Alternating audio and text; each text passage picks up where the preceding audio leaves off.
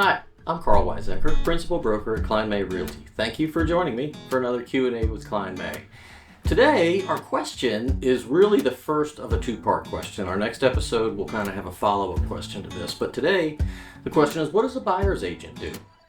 There's been a lot in the news recently about some national lawsuits with the National Association of Realtors and buyer's agents and who pays them and that kind of thing. So I thought we'd talk just a little bit about what a buyer's agent actually does. And to do that, I think I need to go back a little bit and talk about the history in real estate. So 50, 60 years ago and before, when you would talk to a real estate agent and they would show you houses, they would be showing you only their own listings. So they would be showing you houses where they've already signed a contract to represent the seller's best interest, not the buyer's.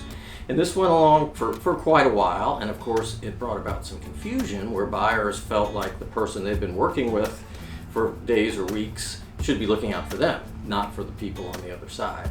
Next step in the process was the creation of the multiple listing service, which is the big database where we keep all the information about houses that are for sale and houses that have sold and all of that.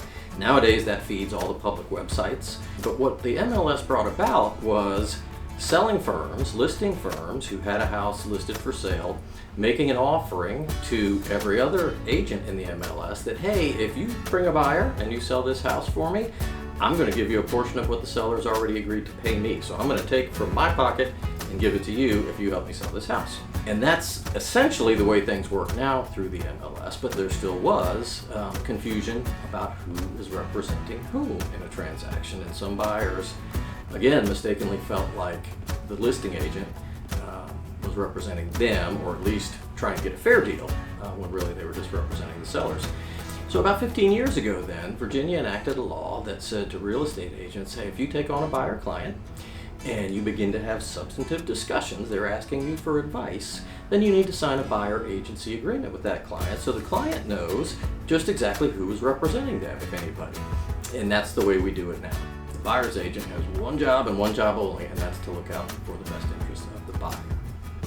Our coffee today is from probably my favorite commercial brand. If you watch Q&As a lot, you've heard me talk about Peet's. I think they do a great job at everything. And I noticed a coffee today called their Italian Roast, which I had not noticed before. So we're going to try that.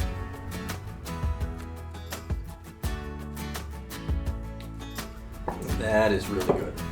As you'd imagine, not quite an espresso, but super rich without being harsh at all. Delicious stuff.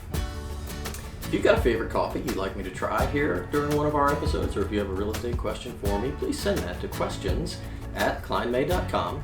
And as always, there's a link down below you can click on to check on the newest listings that have hit our market in the last 2 weeks. Thanks again for watching. We'll see you next time.